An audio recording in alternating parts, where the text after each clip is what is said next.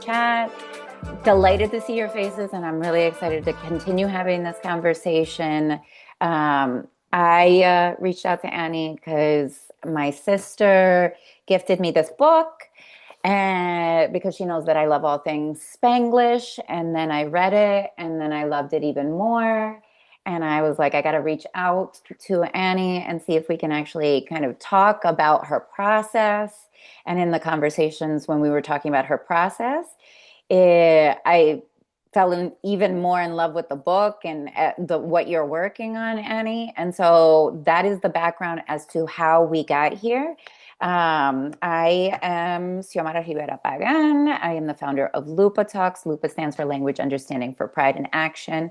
I work mostly with heritage Spanish speakers in order to reclaim our Spanish and create spaces to practice. And so when I was reading Annie's book about language and culture and family and the way that she wrote it, which we'll get into all of that in today's little bit of time, I was like, oh, no, no, no, no, tenemos que hablar. Así que Annie, if you can introduce yourself, introduce the book, and then we'll get into some questions. And if you guys have questions, please throw them in the chat. And we'll also kind of give space so that if you just want to say it out loud, you can do that as well. But we want to make sure that this is as interactive as you all want it to be. Yeah, so I'm Anny Caba, and I wrote this book that Xiomara's talking about. I've been working on this project for years. I want to say I started writing, like officially sat down and committed to writing in 2022, and then I self-published last year in 2025. So it's been a journey. I definitely needed the help of my editor to work on this project because, like I told Xiomara, when I first started writing this, I didn't know how to read and write in Spanish. So I had to teach myself a lot of things, and I obviously made a lot of mistakes, a lot of errors. Google Docs does not check grammar and spelling for two languages simultaneously. So it was a lot of self-correcting and learning and looking things up. But I thought it was really, really important to fuse both languages into the storytelling, because that's how we think, that's how we speak, that's how our families speak to each other. And I've read so many books and I love them all, but I've read so many books where the dialogue has been translated to English. And I know, we all know that's not how it would be said in real life. So I just felt it was the most authentic and true storytelling to write the language that is actually being spoken in its original form. And then, like Xiomara was talking about, it was also really important to me that it be Dominican Spanish, Caribbean Spanish to reflect the actual story, the actual characters, the family. Yeah, so those are the most important things that I considered when writing the book. But obviously, there's so much more to it, the storytelling, the plot. So if you guys have any questions that come up while we're talking, I would love to hear from you. Yeah, I mean, it just I was like rereading it yesterday and this past like weekend to go through it, and I was like trying to figure out specific like spots where I could I could kind of highlight it. Pero la verdad es que estaba poniendo estrellitas everywhere, right? Like I was like, this is it, but this is it. And it was like it is all throughout from the literal second that it kicks off of dos pastelitos y un café, Dina reached and like the gracias a Dios. There's so much to it that I really, really loved. And so I guess even before we get into the book, we didn't get into this as much in the live. And I wanted to ask you about your experience with language growing up because you do it so authentically and so naturally of like flowing between languages that it feels like you definitely live this. And so curious about, what languages you practice, how did you flow in between it, and how does that kind of relate to what you brought to the book? Yeah, so I mean, obviously, I speak Spanish at home. My first language was Spanish. So for the first 5 to 6 years of my life, I didn't know English. Like, which I didn't speak it, I didn't know it, it wasn't in the house. And then when I went to school, I completely switched to English, but it was like English outside of my home and then Spanish inside of my home. And then obviously when one takes over a majority of your life, you start to merge them together. So even now, like I'll speak to my family in Spanish, and in the middle of it, by accident, I'll start speaking English. And my thing is looking at me like, ¿qué? Or I'll be out in the world speaking English and something just uncontrollably comes out of me in Spanish. And so I think it's really interesting that it's uncontrollable and it's a part of our everyday life. And I wanted it to feel like that in the book. I didn't want it to feel forced in either direction.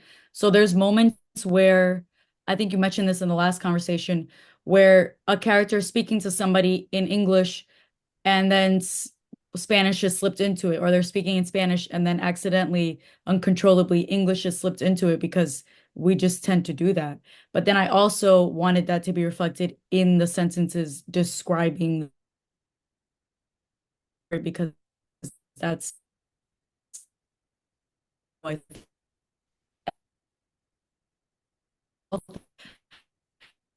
thought There's a little bit of a lag.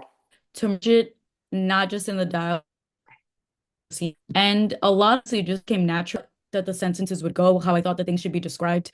There's random things like jabón de guava.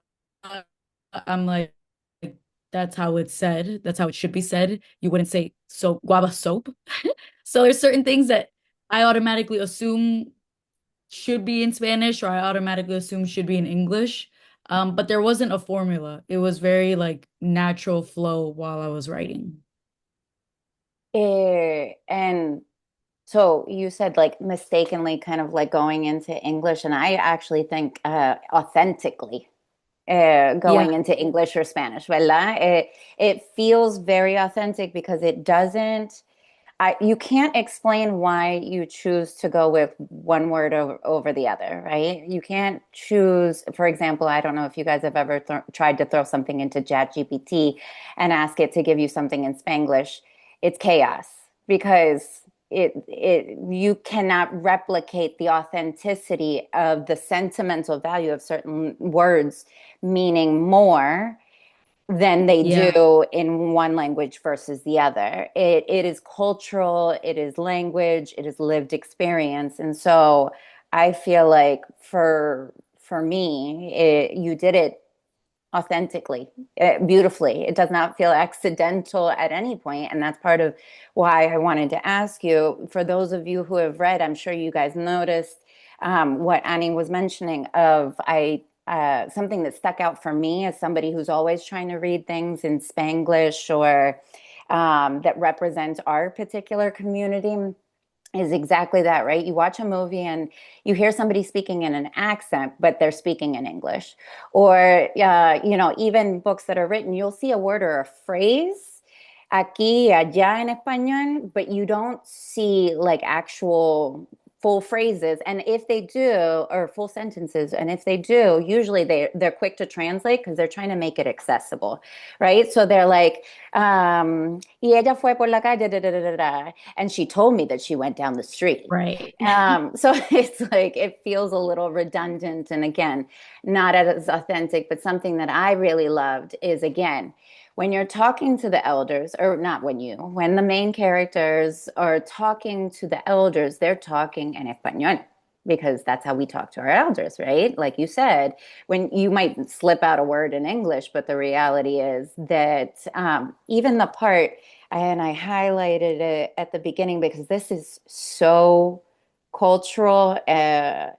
Candy sometimes spoke English when she was in distress, as if a shared language was the missing link that bridged their pain.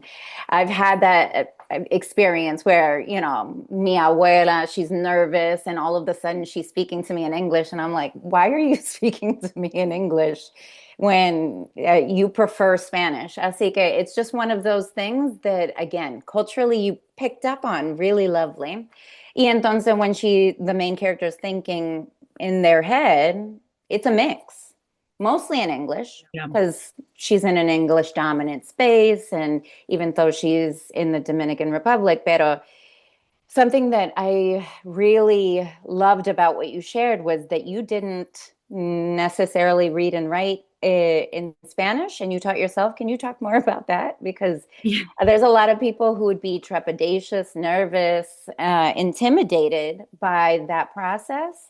And I know I work with a lot of folks who are thinking, like, how do I approach it if it's not something that I am used to or that I have the resources for? So, how did you do that? Yeah, so a lot of things helped me. It was like a full immersion. So first, I obviously did a lot of research. So I was like Googling how to use accents correctly, how to use commas correctly, etc. Then secondly, which I know everybody doesn't have access to, especially the way that I did it, but I actually went to live in a Spanish speaking country for some time. So I lived in Buenos Aires. So I spoke Spanish every single day. I saw Spanish written. I had to read menus in Spanish. Like there was Spanish everywhere I looked. Obviously everybody can't do that, but even doing a couple weeks or a week somewhere, just like a full immersion in a Spanish space will get you out of your comfort zone because how are you going to order? How are you going to catch a cab? How are you going to do things you need to practice out loud? And then third thing, I made myself read a Spanish book. So we talked about this last time that my recommendation for people if they want to practice reading in Spanish is to read a book that they already know because you know the story, so you don't have to force yourself to like learn an entire new story. You can focus more on the words, the sentences, instead of trying to figure out a plot on top of everything. And so reading in Spanish, like a full story, also helped me. I was Google doing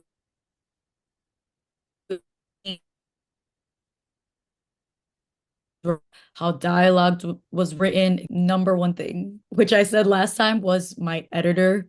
Uh, I, I she deserves more money from me because she really did a lot of heavy lifting. Like I wrote the book as best as I could, but like I said, it's hard. Google Docs doesn't like correct two languages simultaneously. So there were a lot of errors, and she was in there editing, but also explaining to me certain things because I had questions like, why is this word being used instead of this? Why does this have a comma here but not there?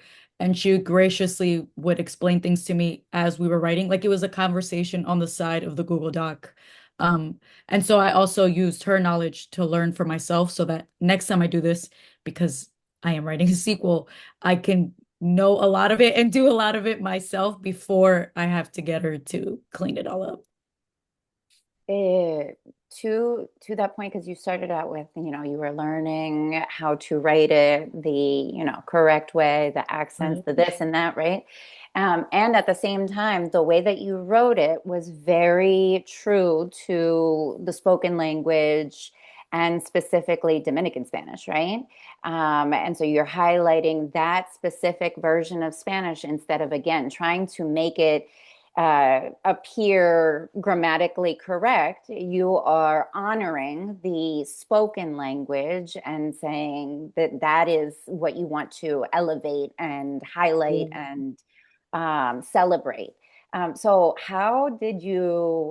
what was that process like? Because you're starting to write it, you're learning how to write in Right. supposedly right, like grammar correct. You're getting the accents. You're putting the s's where they should Right. be, and then all of a sudden you're like, pero no hablamos así, así que how do you start Yeah. editing based So on that? to be honest, I think it did help that I didn't have formal like Spanish language um education because it never had the S's. Like I was always writing it in an accent. I was always writing it how I thought it should sound out loud. So maybe it's good that I wasn't a stickler from the beginning of trying to get it to sound accurate or true to grammar, true to what is like proper Spanish. Um, and I just from the beginning knew that I wanted the characters to sound like we were in that room with them. And Mhm. so I always made sure to include the dialect, especially for characters and scenes where it was very much in the countryside. You knew how these people grew up, you knew how they would speak. I think I got inspiration from a Toni Morrison quote I think I read in one of her books. like it was like the it was written before the actual book, that she had said that she wanted the characters to sound not just wise and intelligent, but true to who they were and where they came from. So it was like trying to merge this wise character, but still stay true to their actual dialect and how they spoke. So even if they were from the South and they sounded uneducated, they would still obviously be wise and intelligent and have something worthwhile to say. So I like the idea of merging those two things. Just because you have an accent, just because you speak with slang doesn't mean that you don't know what you're talking about. And so I really wanted it to sound as true as possible. So when I was writing, I was saying things out loud and making sure that it written looked how it sounded. I'm just giving you a moment there because for me that was everything. That is everything that LUPA stands for sure. That's why this book heavily resonated because everyone um, feels grounded and wise in their own way, right? They all have their intricacies, but absolutely, a person's way of speaking does not have anything to do with their intellectual ability. Often it just has everything to do with our experiences and who we admire, right? Or the people and the places that we've been and who we would like to present ourselves.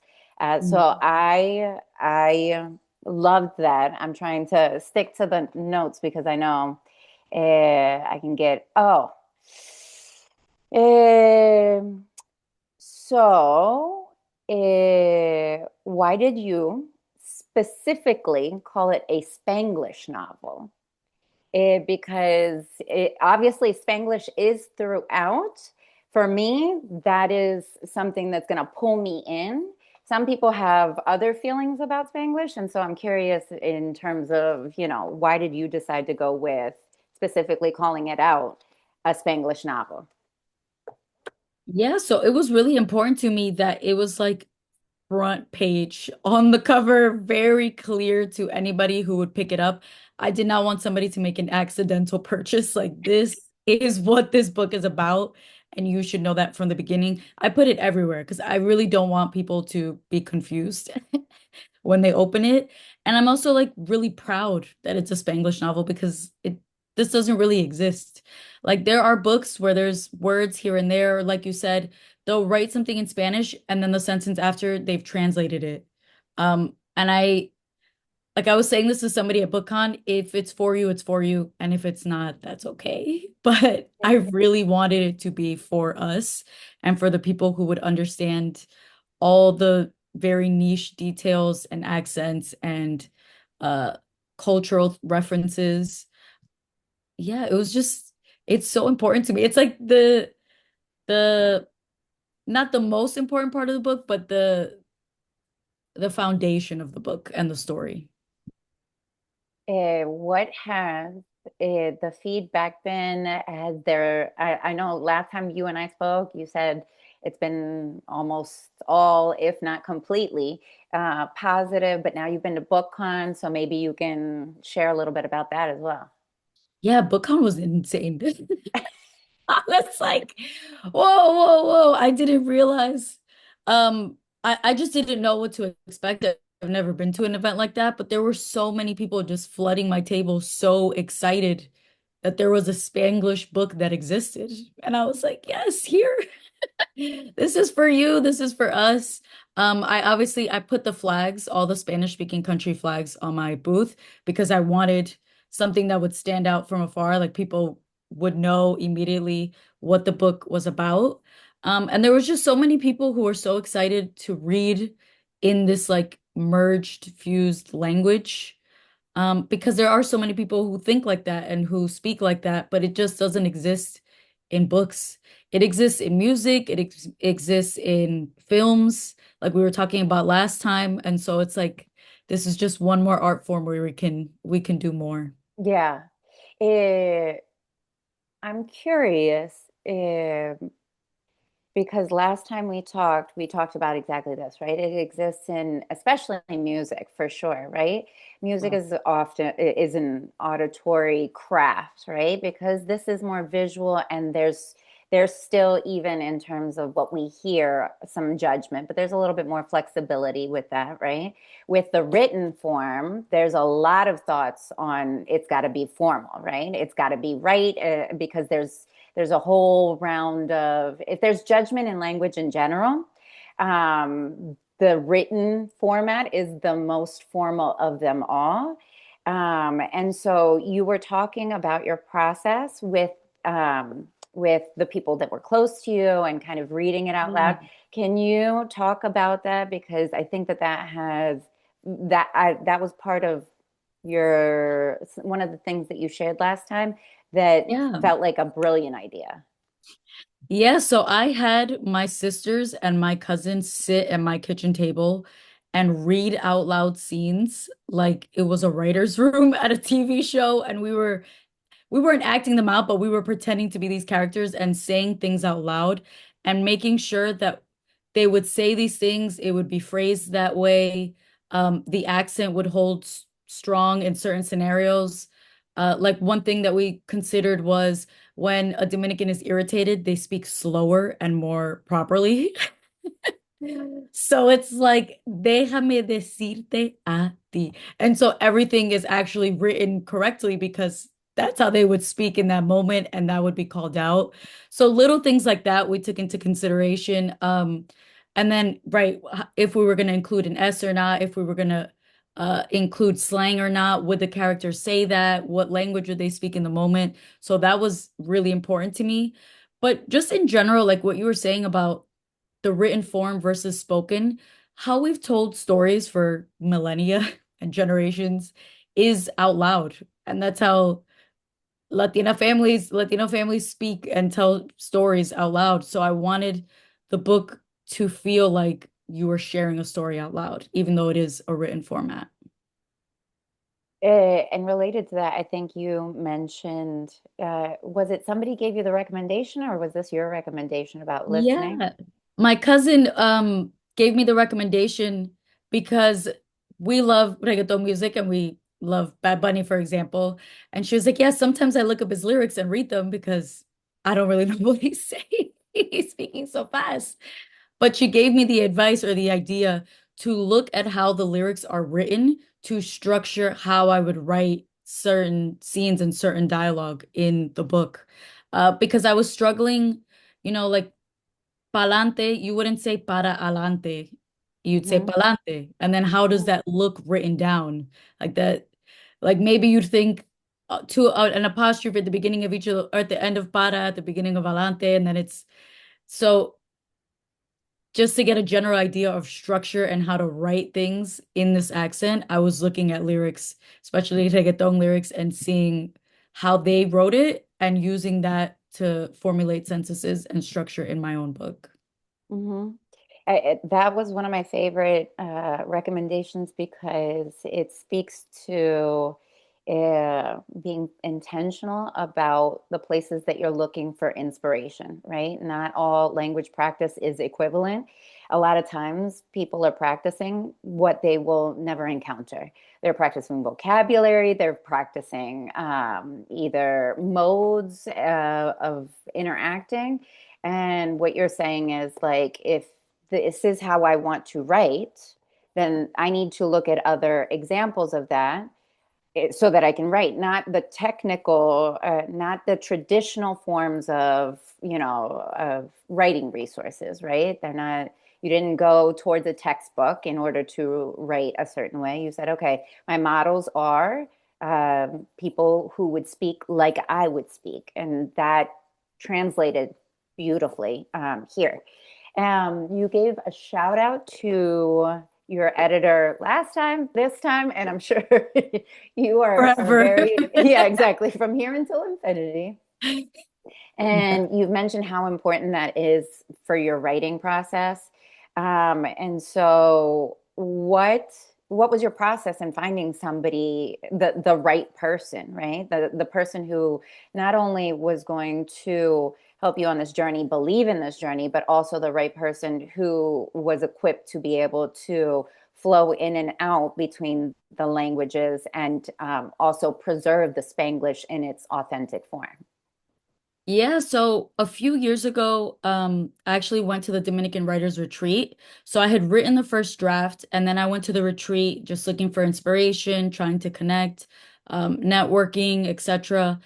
And when I left the retreat, the Angie who runs DWA gave us like an Excel sheet full of contacts and people in the industry and people who, for example, illustrators, like if you're writing a children's book, she has a list of illustrators for you and artists, editors. And so I combed through the list and I looked for somebody who was Dominican, who could edit Spanish and English and worked on longer pieces of text, so novels, books, etc., not just poetry. And then I think I sent messages, maybe emailed like a handful of people, less between 5 and 10. Then I had to wait for them to respond. Then I interviewed another few people. And then somebody recommended Amanda, and as soon as we started talking, I like knew she was the one. She was born, I believe she was born here, but she's been to DR a few times. She is Dominican. She is trained in like three languages because she also reads and writes in Portuguese.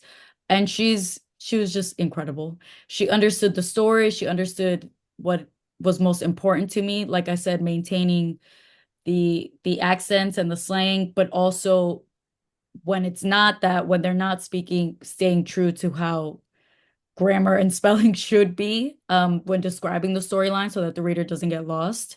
So she was excellent in that. She gave me a lot of good advice. And like I said, she was in the side, like in the comments section of the doc, just explaining things to me, giving me advice, giving me recommendations. So I love her. If you want to know who she is and you want to see more of her work or reach out to her, her name is Amanda M. Ortiz and her website is amocommunications.com.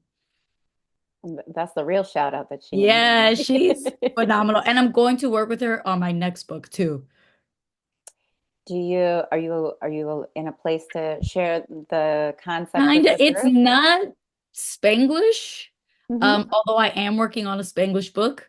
It's a memoir of my travels. So that's as much as I'll share now. Okay, no, that's Yeah, good. and I want to release it this year, but I need to do a lot more things before that can happen.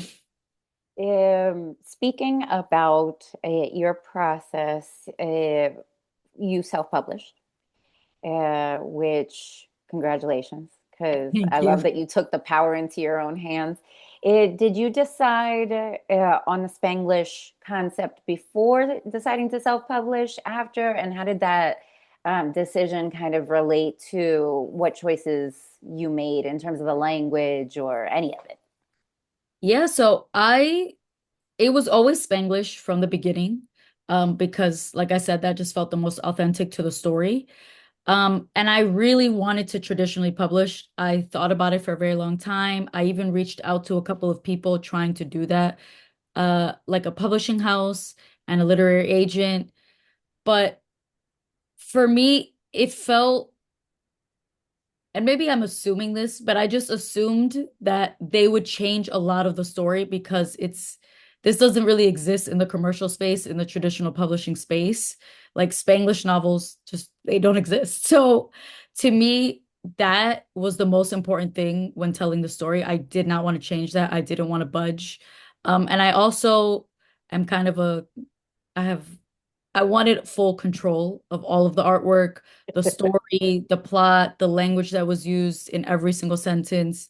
So after a while, I just decided instead of trying to go that route and possibly getting the story dramatically changed, I would just stay true to what I wanted to do. And I decided to self-publish last year.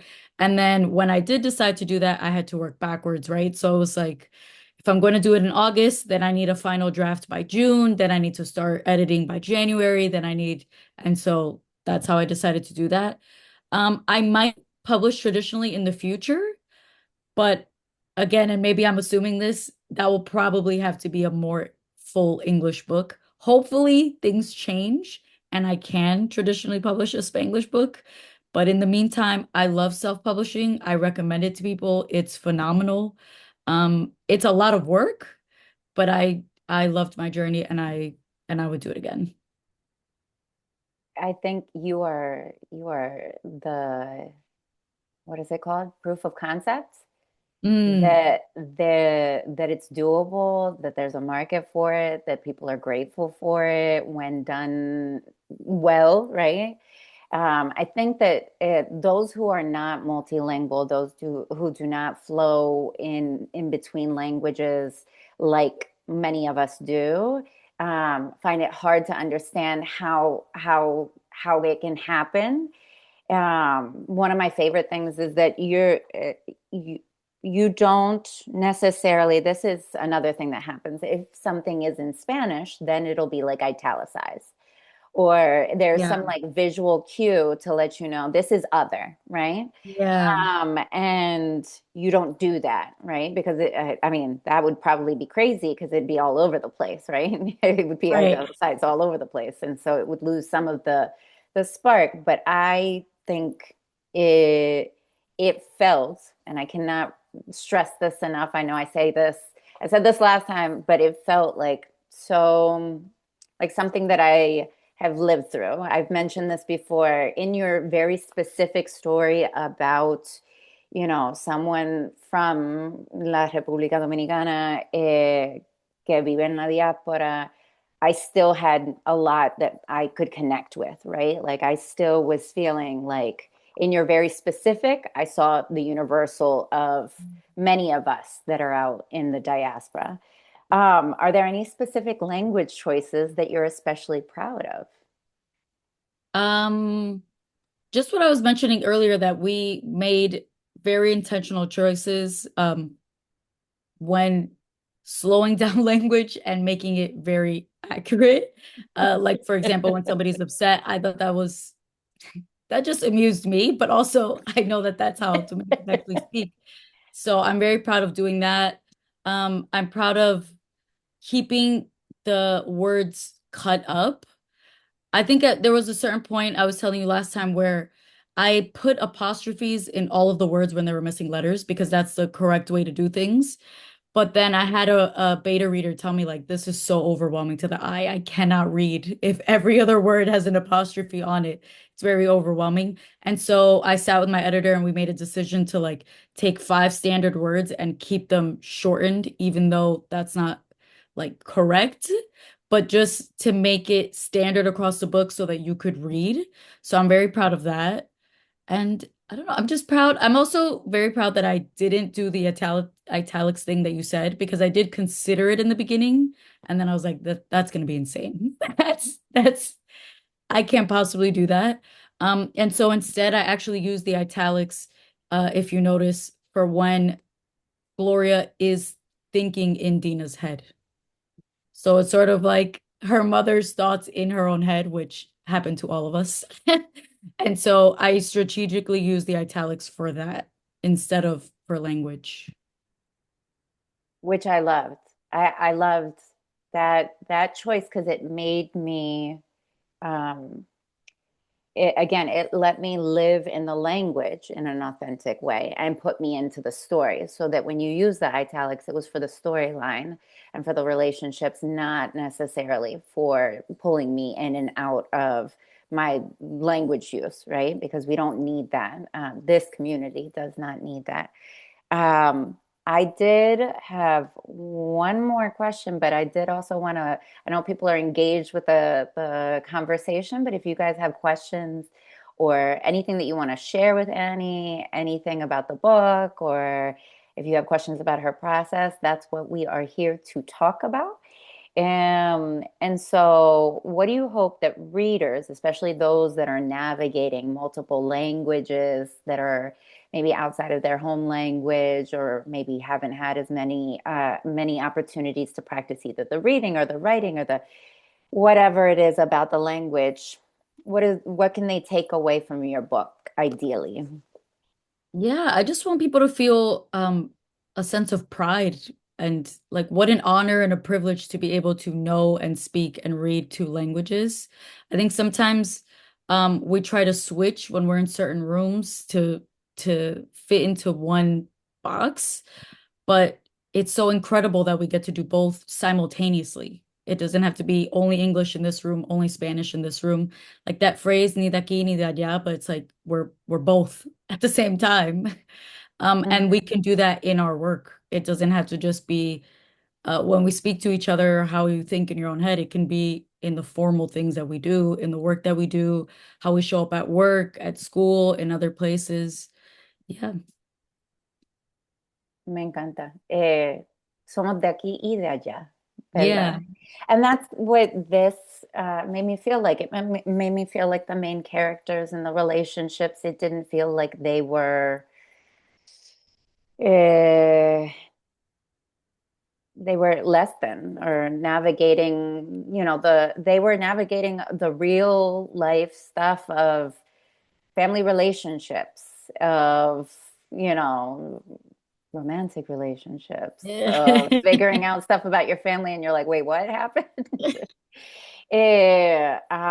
So I think you're absolutely right. It is an honor, and I really am just such a fan of this book and your writing and your audacity to step into your multiple languages and lead with that and not choose to limit it because of certain expectations, either on how we present language or how we present ourselves singularly, but instead you brought your full multiple identities, multiple languages to this story. And I mean, it's going to be one of the books that I reread for a long time.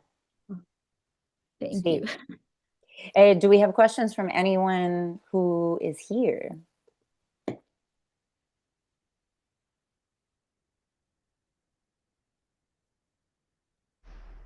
It's been on my list for a long time to get your book, and I'm really excited. What is the best way that supports you as an independent um, publisher to get you the most money? Thank you. So you can buy on my website, which is just annycaba.com or TikTok Shop.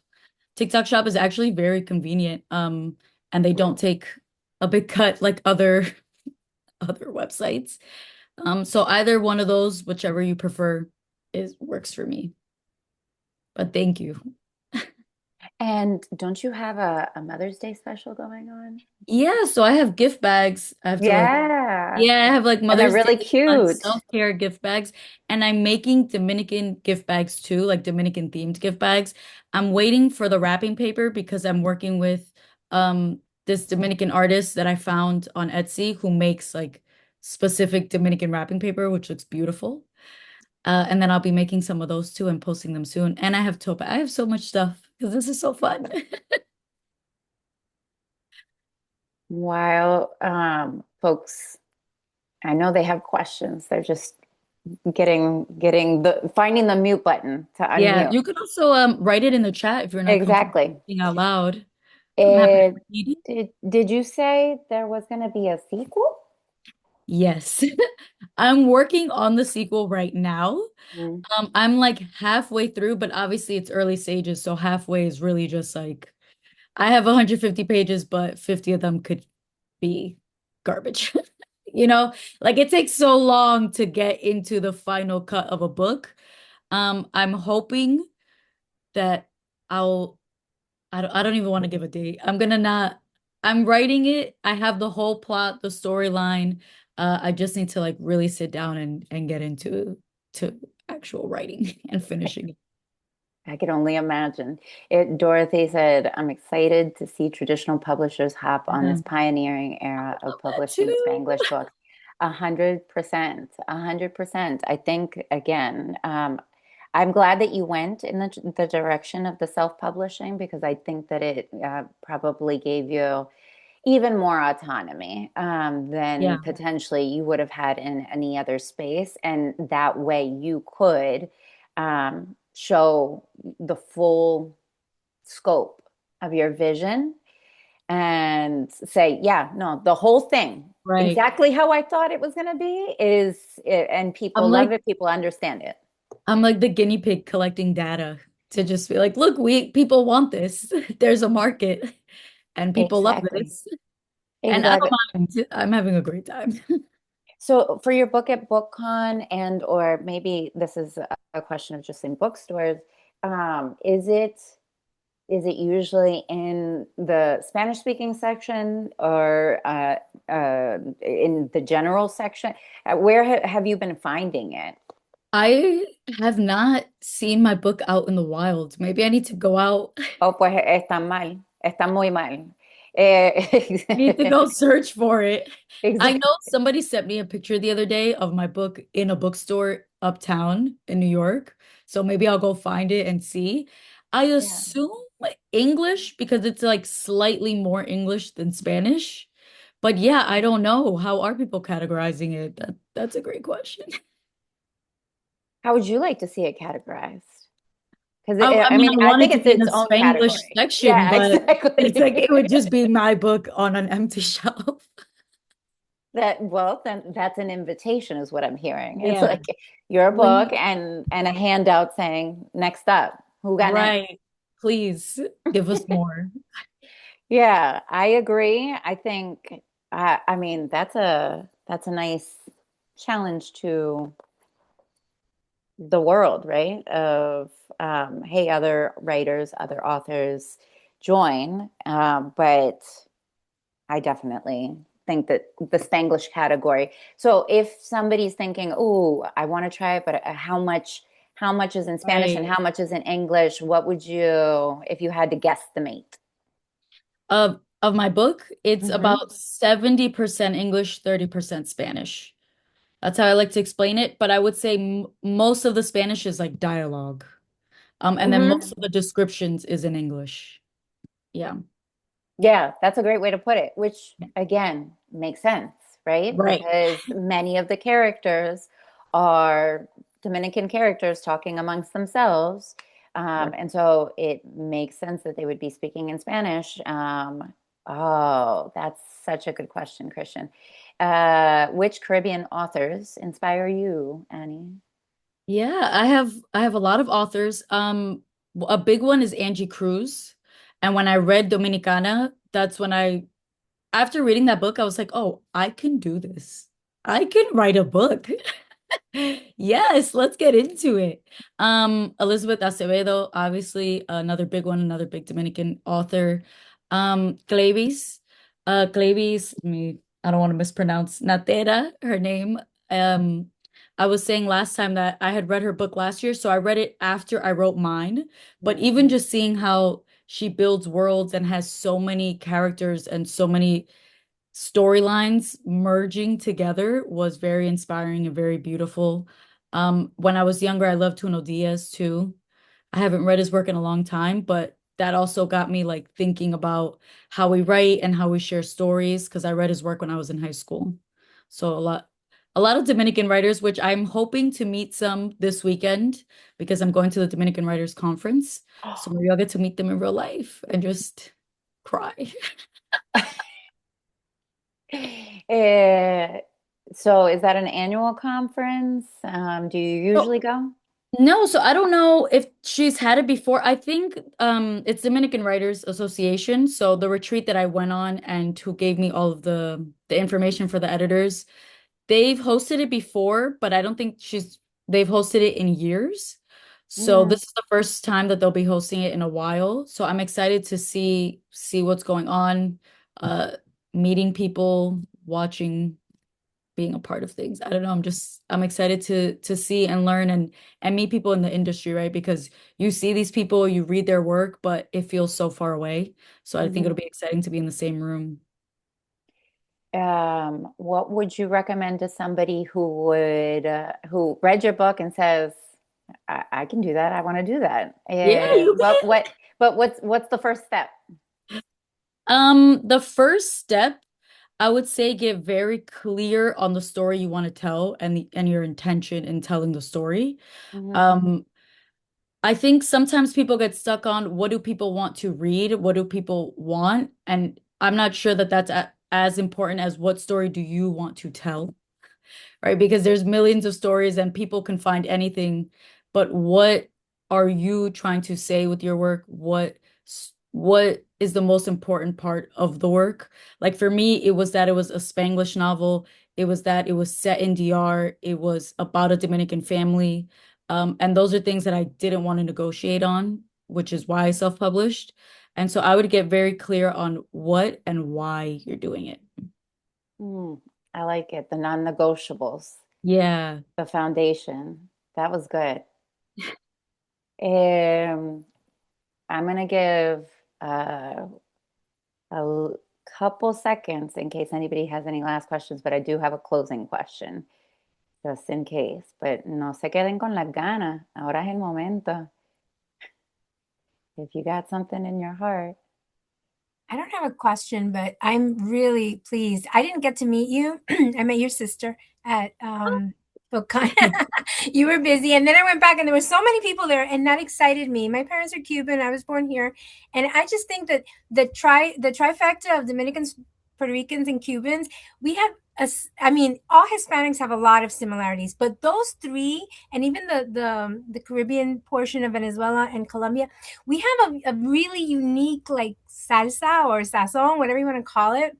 And I think that you really, it was very Dominican, but I could see my parents that, maybe with a little bit of different accent, but my parents, I never went to Cuba, for obvious reasons, but my parents were from a campo. So I could imagine if I would have had the opportunity or the ability to return, I would have had to go to a campo, and it would have been such a cultural, like, I don't even know what word I could use.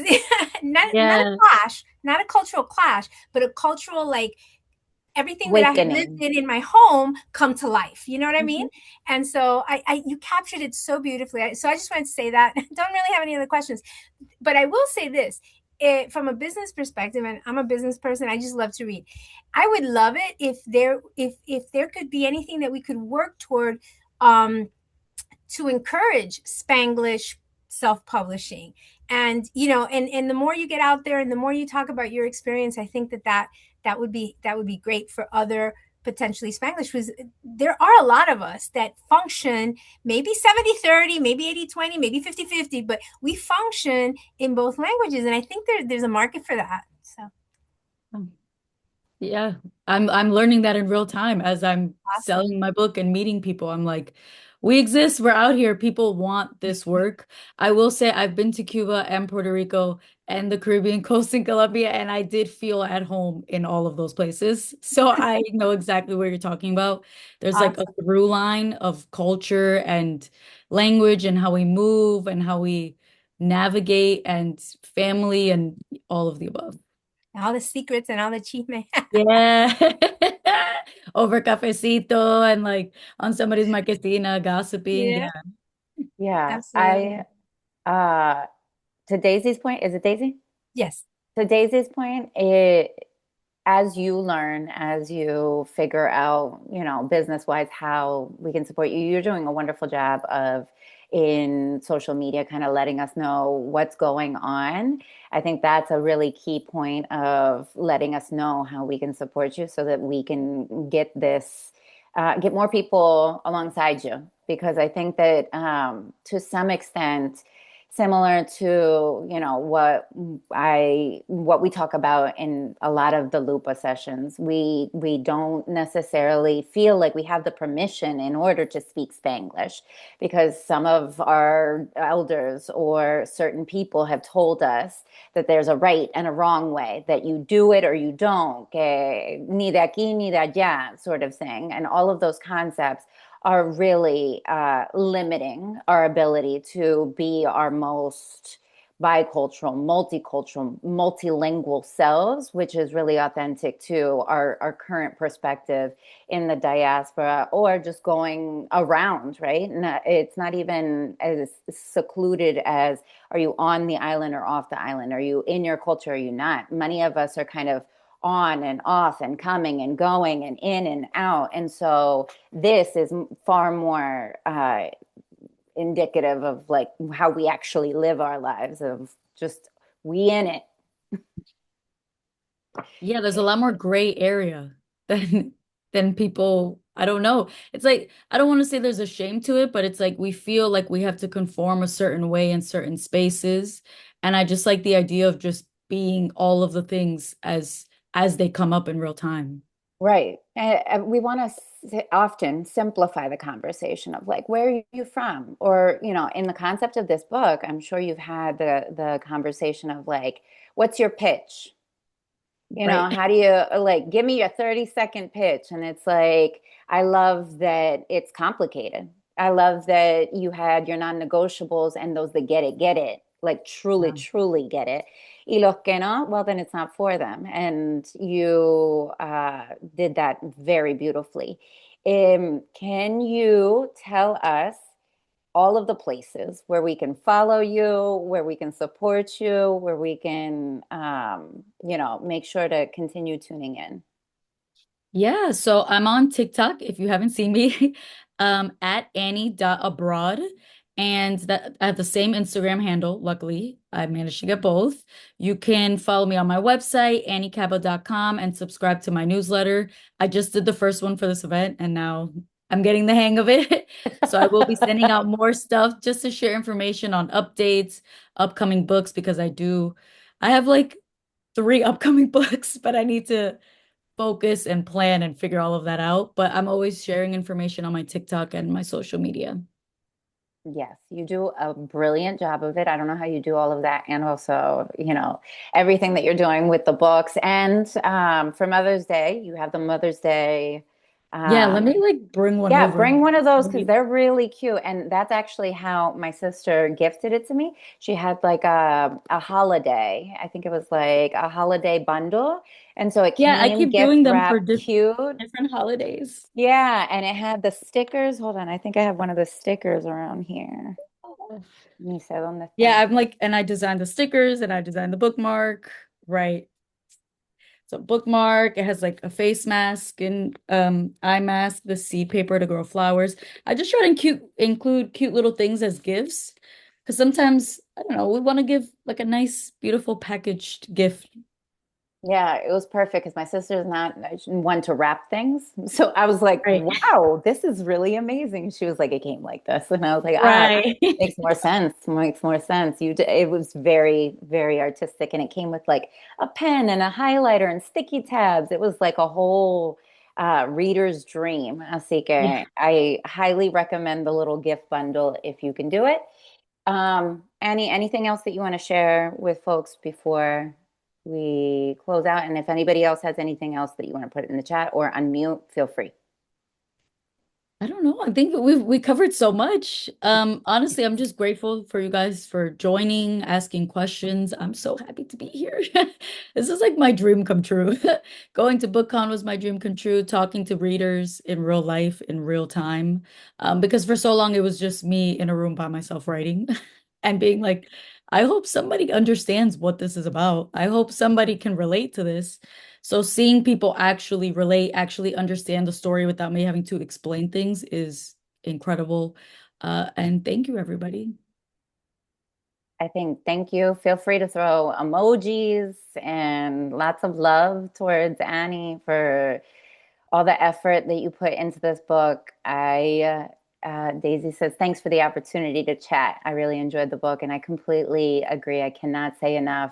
I appreciate you receiving my out of nowhere message to have a conversation because I knew like the minute that I read this that this community would want to talk more about it, right? Like we can't just like read this y ya. Like we need to know more about your process. So I really appreciate it. Um, you are writing the books that younger me needed. So thank you. Thank you. Yeah.